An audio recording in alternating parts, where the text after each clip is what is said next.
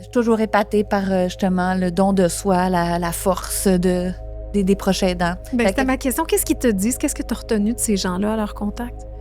Si je me fie, disons, juste à la femme de mon père, c'est que elle y tire encore quelque chose, dans le sens que mon père, il n'y a peut-être pas de mots, mais il y a de l'amour entre eux encore. Il y a une énergie qui est dans il est pas...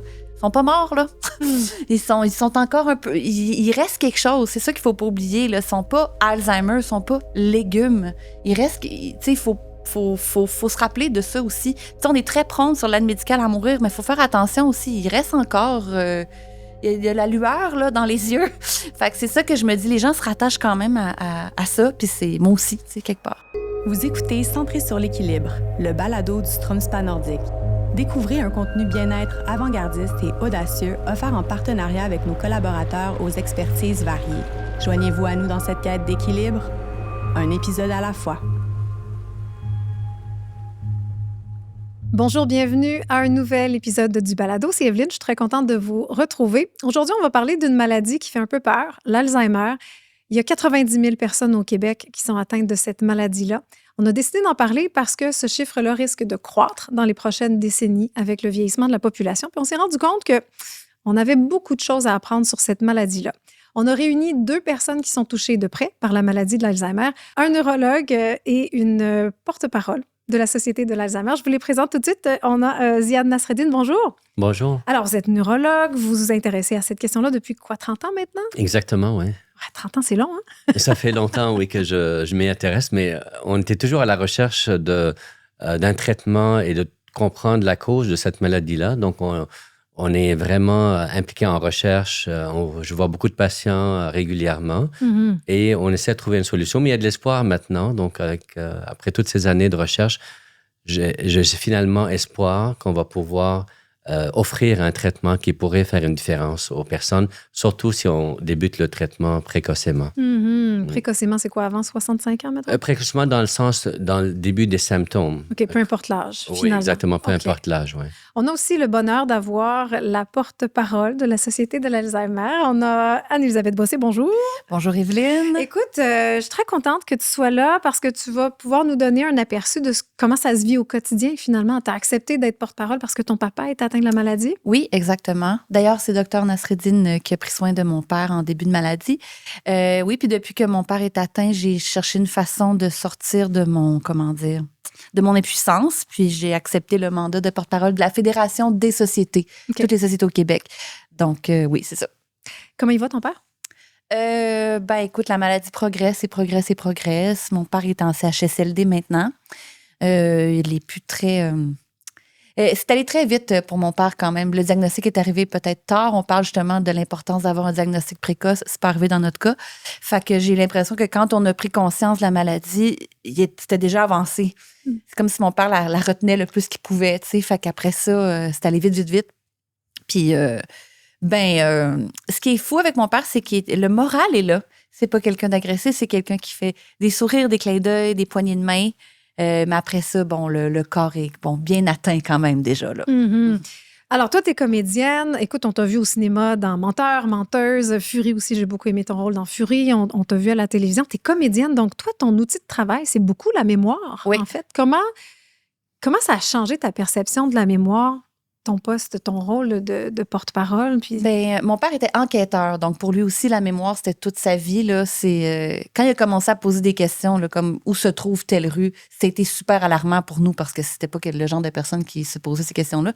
Fait que c'est sûr que moi, à la minute où je cherche un mot, j'ai un stress. Je pense qu'il faut que je fasse attention d'être aux aguets de symptômes sans arrêt. Là. J'essaie de me relaxer puis de... Faut comme dédramatiser l'affaire, mais... C'est parce qu'on dirait que plus j'y peur, plus ça arrive, plus... Mais oui, il y a une petite tension parce que c'est vrai que c'est au cœur de mon métier. Ouais. Puis, mais la mémoire aussi, ça se relâche quand on est relâché, justement, quand on n'est pas stressé, là, plus. Fait que je travaille là-dessus.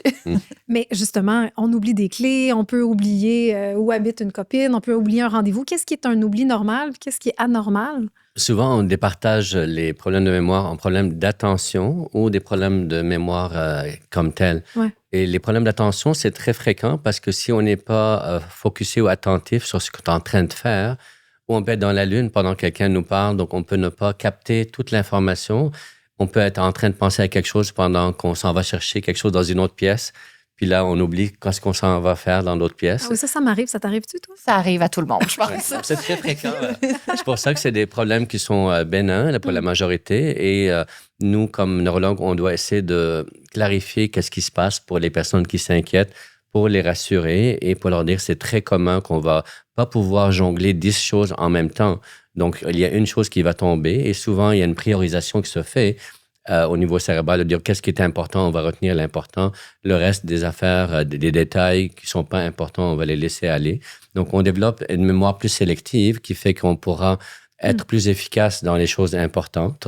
Et c'est ça notre rôle, c'est de pouvoir distinguer ce genre de difficultés qui sont des fois bénignes, mais des fois, oui, ça peut être un problème qui ne veut pas dire que c'est de l'Alzheimer, mais qui peut être parce qu'on a pris trop de médicaments pour dormir. Ça peut être parce qu'on est trop stressé. On est trop fatigué, on n'a pas bien dormi. Donc, il y a beaucoup de facteurs qui affectent notre performance. Et nous, on devient comme un enquêteur. Donc, on essaie de enquêter et poser plein de questions à la personne qui a oublié pour essayer de comprendre qu'est-ce qui pourrait expliquer cette difficulté avec la mémoire. Pourquoi c'est une maladie qui fait si peur? C'est le fait qu'on n'a pas de traitement pour la maladie depuis toutes ces années. Et cette maladie-là nous dérobe notre intégrité, notre identité. Donc, on s'identifie beaucoup à notre capacité cognitive et qu'est-ce ça qui nous distingue aussi dans la société. C'est notre cerveau. Notre look est moins important, mais notre cerveau, c'est vraiment ce qui nous rend unique et distinct. Et c'est ce qui est très important. On se met à perdre cette capacité de souvenir d'informations très pertinentes. Puis là, on est un peu démuni quand on est en train de faire notre travail ou de se souvenir d'informations pertinentes pour notre famille. Donc, ça fait partie de notre identité. Nos souvenirs font partie de ce que nous sommes.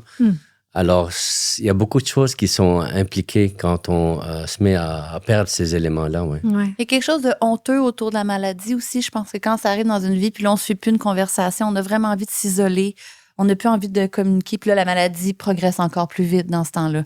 Fait que, ouais, c'est comme si on a de la misère à l'admettre à nos proches ou à notre groupe d'amis si on a un déclin cognitif parce que là, justement, on va perdre notre sharpness, notre personnalité, on a l'impression que les gens vont devoir s'adapter quand ils nous parlent, puis ça nous gêne. Fait que, ouais, il y a ce tabou-là autour de la maladie aussi, quand même, qu'on essaie beaucoup de défaire avec la fédération. Ben, justement, l'as-tu vu avec ton papa? As-tu remarqué qu'il y avait des petits oublis plus fréquents avant d'avoir le diagnostic comme tel? Ben, tu sais, quand mon père, c'était en 2019, moi, j'étais déjà un peu dans ma vie adulte, active. Je vis pas avec mon père, là, tu sais, je le vois pas. C'est surtout sa femme, je pense, là, au retour d'un voyage, là, tu sais, des réflexes ou des questions par rapport au voyage qui étaient anormales, là. Mais c'est aussi été très accéléré par la retraite. Justement, avant la routine, voir des gens socialiser, puis là, soudainement, se retrouver comme seul avec soi-même à la maison. On dirait qu'il y a eu de la confusion autour de ce qui se passait. Tu sais, c'est-tu justement une dépression? C'est-tu la retraite? C'est dur à cerner au départ. Tu sais, fait que moi, je l'ai pas observé là, de près, mais oui, à un moment donné, c'est devenu évident pour tout le monde, dont moi. Tu sais. OK. Puis à partir de là, il faut aller chercher un diagnostic. Qui peut poser un diagnostic d'Alzheimer, Ziad? Habituellement, c'est un diagnostic donc médical. Habituellement, c'est le médecin de famille ou le spécialiste qui pourrait poser ce diagnostic. Une fois qu'il a fait une évaluation approfondie de toutes les causes possibles, c'était souvent un diagnostic d'exclusion. Ça veut dire qu'il faut éliminer la dépression, les médicaments, les AVC qui auraient pu causer l'atteinte cognitive.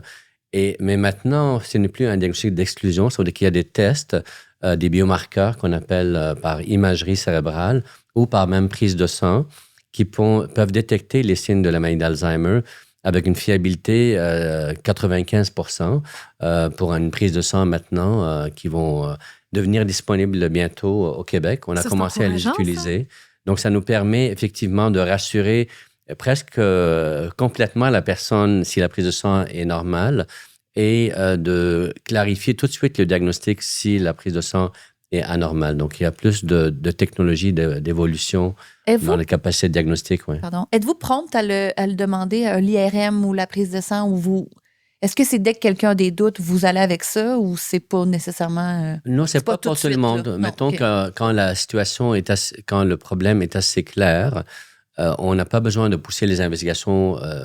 On peut même juste faire un scan ordinaire pour être sûr qu'il n'y a pas d'AVC ou de tumeur. Okay. Et si c'est le cas, puis la personne a tous les symptômes, tous les signes de la maladie, on a déjà éliminé d'autres causes. On n'a pas besoin de pousser pour la prise de sang plus spécialisée, surtout s'il n'y a pas de thérapie qui va en suivre.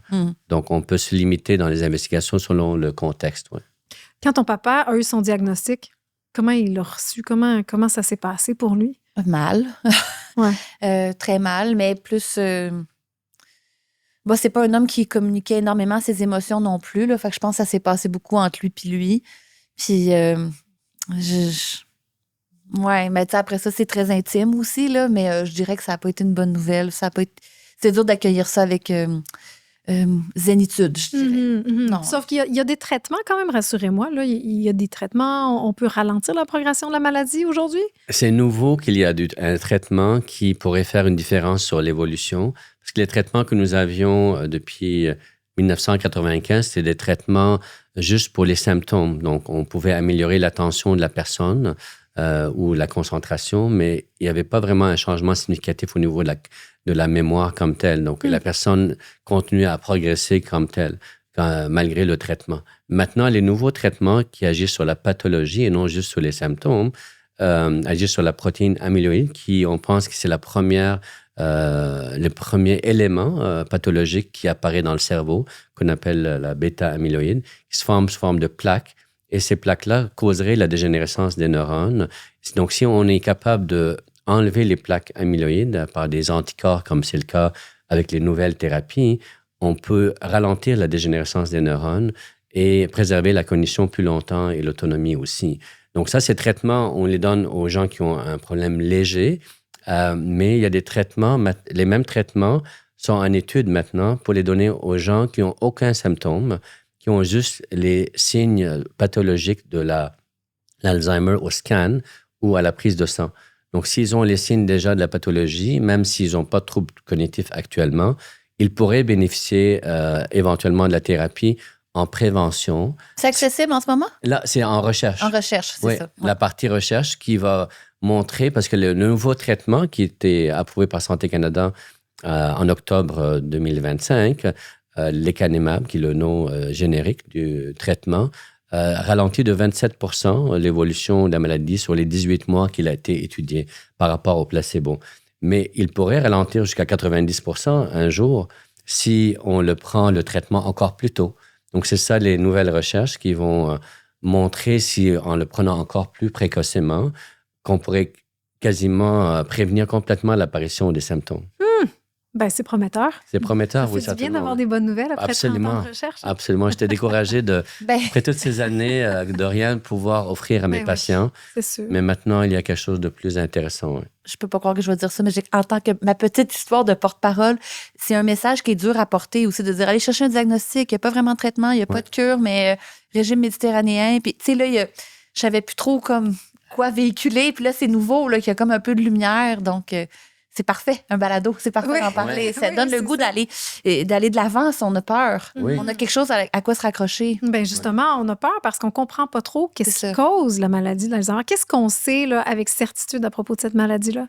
On est presque à 100% sûr que c'est la protéine amyloïde qui s'accumule dans le cerveau des personnes qui ont l'Alzheimer qui causerait le problème cognitif. Avant, il y avait quand même des incertitudes. Ils pensaient que c'était une autre protéine. Ils pensaient que l'amyloïde était juste un signe de la maladie, mais pas la cause.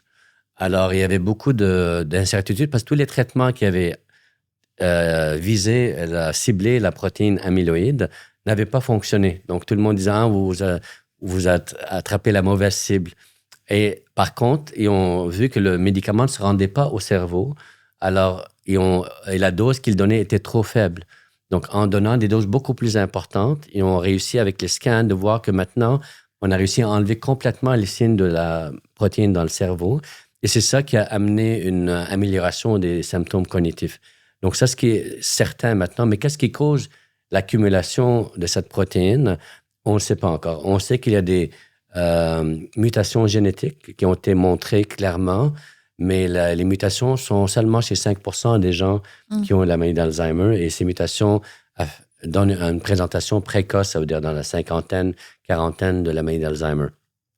Mais ces mutations, les 3 qui ont été découvertes, sont dans le métabolisme de la protéine amyloïde aussi. Donc, c'est encore cette fameuse protéine. Donc, ça vient de confirmer que tout tourne autour de cette protéine-là par le métabolisme de l'amyloïde. Peut-être en vieillissant, on accumule aussi parce que notre système de circulation, notre environnement aussi pourrait aussi amener l'accumulation de la protéine.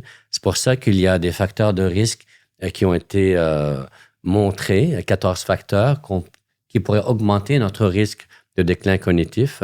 Jusqu'à 45% du risque peut être réduit si on fait attention à notre pression artérielle, notre diabète, le cholestérol, l'activité physique. Oui, c'est ça. C'est ça. Notre ouïe aussi, des fois, les gens... Oui, la vision aussi. La vision, l'ouïe, c'est les sens. Mais oui, c'est ça. On le sait, l'alcool, le sport. Mais il y a aussi des gens comme mon père qui ont fait du sport, qui buvaient peu, puis qui étaient qui sont...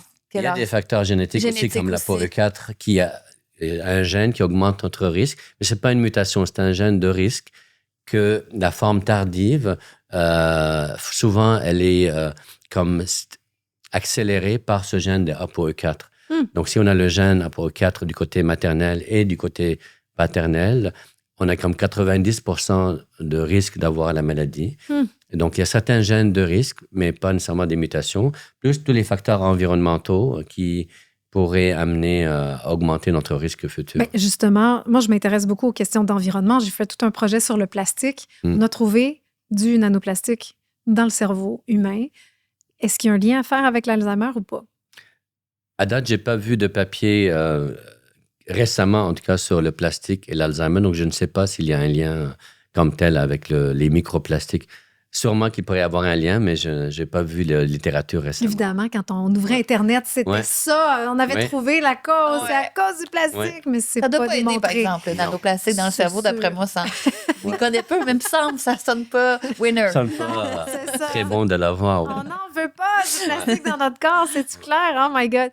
Vous avez travaillé, Ziad, sur le développement d'un outil pour mesurer les capacités cognitives. As-tu fait ce test-là, Moka? Mon père l'a fait. J'étais présente quand il l'a fait. Oui. Comment ça s'était passé pour lui? Très mal. Très mal.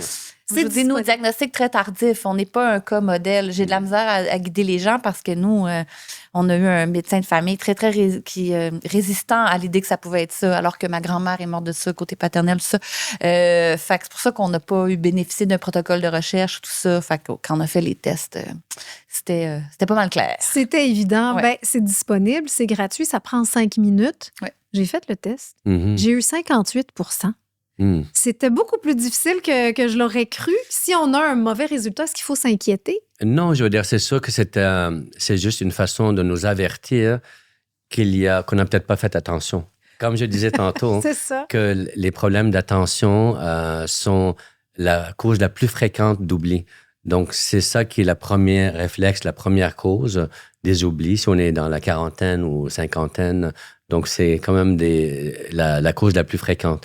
Mais si on a une histoire familiale de début d'Alzheimer dans la quarantaine, cinquantaine, là, on va prendre en considération que ces oublis qu'on pense que c'est de l'inattention peuvent être plus significatifs. D'accord. Et souvent, les gens qui prennent le test comme étant trop facile peut-être, ils ont l'impression que c'est trop simple. Ouais. Ils vont trop vite et ils peuvent avoir un score plus bas. Souvent, on leur dit, faites-le une deuxième fois. Et souvent, les gens qui n'ont aucun problème cognitif vont faire beaucoup mieux la deuxième fois. Alors, il faut, par exemple, prendre des dessins d'animaux et les mettre en ordre. On nous pose une question, puis ensuite, il faut remettre dans le bon ordre. Ce genre de choses, ça peut sembler effectivement très, très facile, mais en quoi c'est un bon outil pour mesurer la capacité de la cognition? Parce que souvent, on veut mesurer la capacité de l'hippocampe, qui est une structure dans le cerveau, qui est dans le lobe temporal du cerveau, qui, elle est responsable de l'enregistrement des nouvelles informations. C'est comme si la secrétaire réceptionniste qui reçoit les documents, puis il faut qu'elle les archive. Donc, si elle est en vacances, il n'y a rien qui va s'enregistrer. Donc, il va... C'est tellement une image. Donc là, elle reçoit les documents. 5 minutes plus tard, mettons, quelqu'un arrive. Peux-tu me redonner le document que je t'ai donné il y a 5 minutes? Ah, quel document? Donc là, elle peut avoir mal classé le document parce qu'elle était inattentive, mais elle peut avoir aussi vraiment pas fait son travail. Et l'hippocampe peut faire défaut, et ce qui pourrait donc être détecté avec des tests cognitifs, qu'on leur demande de retenir certaines images, et quelques secondes après, ou minutes après, on leur dit c'est quoi les images, et ça, c'est l'Expresso qui permet ce test-là de détecter ces difficultés cognitives précocement. Et là, c'est utilisé un peu partout dans le monde. Donc là, celui-là, on l'a lancé il y a 1 an et demi. On est rendu à 150 000 personnes qui l'ont fait à travers le monde, et ça nous a donné beaucoup d'informations sur quand est-ce et à quel âge ça commence à décliner notre cognition. On a des données de 20 ans à 90 ans sur les 150 000 qui l'ont fait, et ça nous a donné beaucoup de notions de savoir, OK, quand est-ce qu'on commence à ralentir? Et puis, c'est à partir de 50 qu'on commence à avoir des difficultés qui augmentent. Et à 80, c'est comme 40% des gens vont avoir rouge sur l'Expresso, ça veut dire en bas de 40%. Mais je trouve que souvent, on associe aussi les problèmes de mémoire à l'âge, mais techniquement, il ne devrait pas avoir de déclin cognitif tant que ça. C'est comme si c'est rendu, on est vieux, on oublie, mais c'est pas normal, n'empêche. Pas du tout normal. C'est un des mythes de dire que c'est normal d'oublier en vieillissant. Donc, l'Expresso a montré, dans le fond, que ceux qui vieillissent et commencent à avoir des troubles de mémoire sur l'Expresso, c'est la pourcentage des gens qui ont ces oublis-là sur l'Expresso, c'est le même pourcentage de la prévalence de l'Alzheimer dans ces groupes d'âge-là. Donc, ce n'est pas vraiment parce qu'ils sont plus vieux, c'est parce que la maladie, malheureusement, a commencé à être présente et prévalente dans ces groupes d'âge. Au balado centré sur l'équilibre, on a l'habitude de poser la même question à tous nos invités. Alors, vous ne faites pas exception aujourd'hui. On veut savoir quelle est votre définition de l'équilibre. Ziad? Moi, ça serait de se sentir en paix à l'intérieur. C'est comme ça que je peux vérifier si je me sens... Si je suis trop stressé, ça veut dire que je suis en déséquilibre. Et c'est pour moi ma boussole de me sentir paisible, pas trop de préoccupation, donc pas trop de stress. Donc, c'est ma façon de le ressentir, d'être en équilibre. C'est une belle définition, Anne-Elisabeth. Mais c'est sûr que c'est dur de passer après ça. Mais je dirais, moi, c'est pas dans ma nature profonde l'équilibre. Je suis quelqu'un d'intensité. C'est difficile pour moi de... Puis je me rends compte en vieillissant que je peux plus continuer à être dans mes zones extrêmes. Ça me va plus. Pourquoi? C'est plus en accord avec ma vraie personnalité. C'est juste une habitude. C'est juste... J'ai l'impression que c'est ça dont j'ai besoin. Donc, l'équilibre...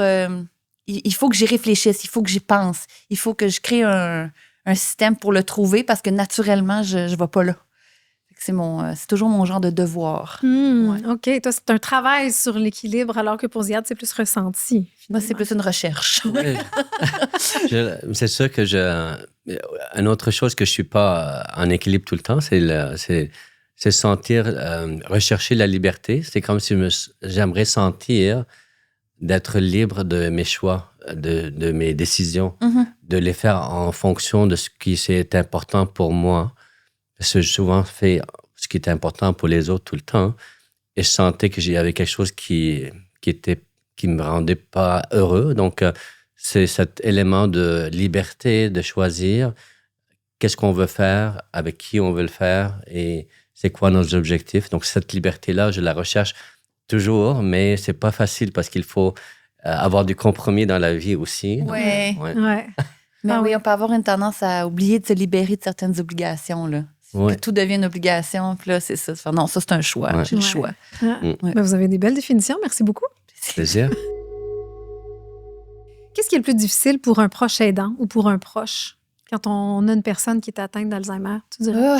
Beaucoup de choses. Mais tu sais, je ne suis pas la proche aidante modèle. Encore une fois, c'est la femme de mon père qui devrait parler. C'est l'homme de sa vie, elle l'accompagne. Moi, je suis vraiment en périphérie, là. Je suis un petit satellite autour de ça. Trouver d'abord, protéger le proche aidant principal. Ça fait partie de nos affaires. L'impuissance de savoir qu'il n'y a rien qu'on peut faire. Tu sais, à un moment donné, moi, je m'acharnais avec des casse-têtes puis des photos. Puis, tu sais, je pense qu'il y a... Oui, il y a une théorie... pas une théorie. Oui, stimuler la personne qui est atteinte d'Alzheimer, ça peut aider, mais pas chez tout le monde non plus, là. Il y a quelque chose, au lieu d'avoir des moments de qualité, je trouvais que j'étais toujours en train de vouloir préserver quelque chose, là, tu sais. Ça peut faire partie des difficultés. Ouais. Accepter, le lâcher prise, le deuil blanc. Moi, c'est venu vraiment par palier. Des fois, j'ai beaucoup, beaucoup de peine. Des fois, je trouve que c'est comme... c'est loin dans mon esprit, dans mon quotidien. D'autres fois, ça revient. Quand mon père... dernièrement, là, c'est la marche, là, on a perdu un peu les jambes. Là. C'est comme, là, on est rendu avec un fauteuil. Ça fait mal, tu sais. Fait que, gérer sa culpabilité, je trouve que je ne vais jamais assez le voir. Je trouve que je ne fais jamais assez ce que je devrais faire. Ça fait, entre autres choses. C'est ce qui me vient, mais il y en a plein. Là. Est-ce qu'il te reconnaît encore? Oh non, ça fait longtemps. Ça fait longtemps que c'est parti, ça. Ouais. Et t'es qui pour lui quand t'arrives puis tu viens le visiter? Il n'est plus très vocal, fait que c'est dur à dire. Là, autant qu'il sourit à une préposée, qu'il sourit à... Sa femme, c'est différent, par exemple. Sa femme, il y a quelque chose d'un peu plus personnel dans le regard. Moi, c'est plus comme... Mais il est heureux, fait qu'il est toujours... Il sent que l'énergie est bonne, il répond bien. Mais non, c'est ça. Je sais pas je suis qui pour lui. OK. Qu'est-ce qu'on fait quand la personne nous prend pour quelqu'un d'autre? Disons que c'était quelques années avant pour le père d'Anne-Élisabeth. Si notre grand-mère nous prend pour sa sœur, disons, est-ce qu'on joue le jeu? Est-ce qu'on nie? Comment on répond à ça? Non, c'est délicat. C'est sûr qu'on ne veut pas non plus insulter la personne. Déjà, elle a perdu ses moyens. Donc, c'est à nous de s'adapter à trouver qu'est-ce qui est la meilleure réponse à donner. Donc, gérer dans la façon de ramener la personne, oui, à la réalité en lui disant non, tu te souviens, c'est moi, ton fils ou ta fille. Mon nom est tel, tu m'as amené faire telle chose. On peut essayer de reconstituer la mémoire, mais des fois, c'est une bataille difficile et qu'on peut perdre facilement. Pour ça, des fois, il faut finir par accepter que peut-être que pour la personne, je suis son frère et non son fils. Et parce que là, il n'est pas capable de se souvenir de son fils. Il est rendu dans une étape qu'il se souvient de ses parents seulement, et non de ses enfants ou de sa conjointe. Donc, à un moment donné, on accepte, oui, tu es revenu de l'école aujourd'hui ou tu es revenu du travail et que c'est ça qui a des adaptations importantes à faire et pour respecter un petit peu où la personne est rendue. Anne-Élisabeth dit, mon père, il est heureux. Est-ce qu'il y a des cas où il y a des personnes atteintes de maladie d'Alzheimer qui sont agressifs ou malheureux ou comment ça peut se passer? D'abord, il faut trouver un bon endroit. Là. C'est pas tout. Je prends le micro pour le dire, c'est pas toutes les résidences privées, toutes les RPA qui sont, bien qu'elles disent qu'elles le sont, qu'elles sont formées pour prendre des gens en déclin cognitif jusqu'à la fin. Il faut vraiment faire ses recherches. Faut trouver un bel environnement parce que moi, je pense que mon père, il était pire. À un moment donné, on avait l'impression que c'était la fin dans une RPA, vraiment pas adaptée, puis on l'a mis dans un bon endroit, puis il est revenu un peu. Ça, c'est la première affaire. Deuxième, si on a des bonnes conditions, il y a quand même des gens qui vont le vivre de manière extrêmement agressive, extrêmement mélancolique, très, très triste, très... c'est très méli-mélo comme maladie. Je suis chanceuse que mon père le prenne dans une espèce de plénitude, béatitude, là. Mais non, on est chanceux, je pense. Ah oui, ça peut être quoi, de l'agressivité? Dans le fond, c'est plutôt des fois la non-compréhension de qu'est-ce qui se passe. Par la personne, elle peut se sentir menacée ou suspicieuse que nos intentions ne sont pas celles qu'on semble démontrer. Ça souvent va suivre aussi la personnalité de la personne. Si elle a toujours été un peu prompte, agressive, ça va pas s'améliorer, ça va juste être pire. Et souvent, les gens qui sont pacifiques, c'est rare qu'ils deviennent extrêmement désinhibés ou agressifs. Ça peut arriver, mais c'est l'exception qu'une personne qui a toujours été douce, qu'elle devienne tout d'un coup extrêmement vulgaire ou extrêmement déplacée ou agressive. Donc, souvent, ça va être quelqu'un qui a été autoritaire et il va continuer à donner des ordres et à se choquer rapidement. Et ça pourrait être encore plus risqué d'approcher quelqu'un comme ça sans clairement expliquer nos intentions et de parler avec des phrases simples, parler pendant que la personne nous voit les lèvres pour s'assurer que le message est clair et simple pour pas que ça provoque une non-compréhension. Un exemple, justement, où mon père était placé la première fois, mon père il était policier, comme je vous dis, il fallait pas le prendre de dos. Ça le rendait... Fait que là, il disait, votre père est agressif, mais c'est juste parce qu'il s'y prenait mal, puis il savait pas que c'est son passé. Puis alors que mon père, justement, à l'autre endroit, Monsieur Jean, on prend la main, on a un contact visuel, tout va bien. Tu sais, c'est souvent, c'est ça. Des petits gestes, mais ça fait toute la différence. C'est juste une adaptation aussi, des fois. Ouais. Absolument. Okay, j'ai envie de faire un petit vrai ou faux. Est-ce que c'est vrai que les personnes en déclin cognitif, quand elles sont confuses, elles peuvent devenir paranoïaques. Oui. Certainement, oui. Totalement. Oui. T'as vu ça? Oui. Oui, il y a un moment dans la maladie, là, comment ils appellent ça? Quand le soir tombe un peu. Là, Le crépuscule, le syndrome de crépusculaire. Oui, c'est ça. Les angoisses la baisse montent. de la luminosité amène une diminution des capacités de reconnaître qu'est-ce qui se passe autour d'eux. Et c'est comme le sundown qu'on appelle. Ça, mon père, il a fait une étape là, dans les stades où il était très, très sensible à ça. Puis là, il était reconnaissait. Il pensait que la personne, sa femme est une intruse. Là, il fallait qu'elle rentre d'une pièce, qu'elle ressorte. Puis là, c'était correct. Des fois, ça pouvait durer. Il m'appelait, il y a quelqu'un de chez nous, c'est pas normal. Il y a eu des moments comme ça. Mais je sais pas si c'est passager. Dans le cas de mon père, ça l'a été. Là. Mais plus la maladie a progressé, puis il y a comme. À un moment donné, t'oublies. Ouais. T'oublies trop, fait que c'est plus ça. T'es plus stressé, tu sais. D'accord. Je dis mal, là, mais on se comprend. Là. Est-ce qu'il y a de la colère au début, quand la maladie n'est pas encore annoncée, pas encore diagnostiquée? Est-ce que c'est vraiment un symptôme que de voir la colère chez une personne qui oublie, justement? C'est pas fréquent, je dirais. Je dirais qu'il y a plus des fois une genre d'insouciance ou de non-reconnaissance, des fois. Pas tous, mais je dirais il y a une bonne proportion de personnes, c'est la famille qui remarque plus que la personne. Et la personne, parfois, elle est très consciente de ses difficultés. Puis là, elle va être attristée, elle peut être colérique aussi. Mais beaucoup de personnes sont comme dans une situation où ils n'ont pas l'air à s'en rendre compte. Et c'est l'entourage, leur femme ou leur conjoint, qui remarquent souvent les filles sont plus perspicaces à voir chez leur mère ou leur père des symptômes, contrairement aux garçons, je généralise un peu, mais et qui sont eux qui amènent le mari ou la conjointe à consulter. Donc, c'est souvent plutôt l'entourage qui remarque des difficultés quand la personne, ça fait 5 fois qu'elle dit la même chose. Puis la personne, si c'est la 5e fois, si elle savait que c'était la 5e fois, elle ne l'aurait pas dit 5 fois. Alors, et c'est parce qu'elle pensait que c'est la première fois à chaque fois. C'est ça qui fait que pour les autres, c'est très évident, mais la personne qui est rendue à le dire 5 fois, c'est comme pas normal, mais qu'elle ne s'en rend pas compte habituellement. Oui, puis il y a la question de la patience aussi. Je ne sais pas pour vous, mais si on pose 5 fois la même question, au bout c'est de 5 l'autre qui fois, se choque c'est l'autre plus. qui se choque, c'est ça? Oui, souvent, c'est l'autre qui choque, C'est en effet. impatiente, je veux On dire. n'est pas des saints, là. C'est sûr que des fois, ça joue ses nerfs un peu, là. Ouais. Vrai ou faux, la maladie d'Alzheimer, c'est héréditaire? En tout cas, c'est sûr qu'il y a... C'est vrai, c'est qu'elle est héréditaire en partie. Pour le moment, il y a, je dirais, puisque 45% des facteurs semblent être réversibles, 45% du risque de déclin est réversible, on peut penser que 55% de l'autre cause serait génétique. Une petite proportion, c'est des mutations qui vont arriver, donc causer la maladie à 40-50 ans. Mais une grande proportion, il y a 21 gènes qui augmentent notre risque, dont le gène que j'ai mentionné tantôt, l'ApoE4, qui correspond au gène le plus important pour le moment, qui augmente notre risque d'avoir la maladie. Donc, c'est pour ça qu'on ne peut pas changer, malheureusement, notre risque génétique pour le moment, mais on peut peut-être agir sur les risques non génétiques qui sont environnementaux. Tu as rencontré d'autres proches aidants, d'autres personnes qui étaient atteintes de la maladie d'Alzheimer? Tu animes un balado sur la question? Oui. Je fais les marches à chaque année dans des villes différentes. Puis là, c'est comme toujours un gros regroupement de gens. Puis ça fait du bien de sentir qu'on n'est pas seul, puis tout le monde s'exprime. Puis oui, mais tu sais, je me garde des périodes où, tu sais, comment dire, je baigne pas là-dedans tout le temps, là. Je trouve ça pesant quand même. Je trouve ça dur à vivre.